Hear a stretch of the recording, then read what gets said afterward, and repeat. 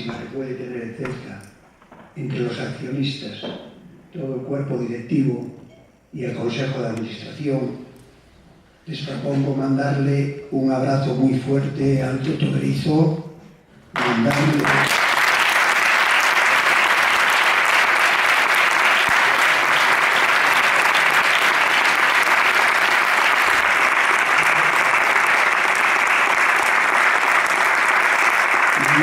todo nuestro cariño y decirle que ese recuerdo que quedará siempre de él en Vigo, esperemos tenerlo muchísimos y muchísimos años con nosotros.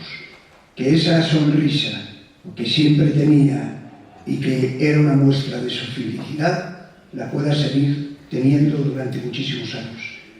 En nombre vuestro se lo vamos a hacer llegar. Gracias.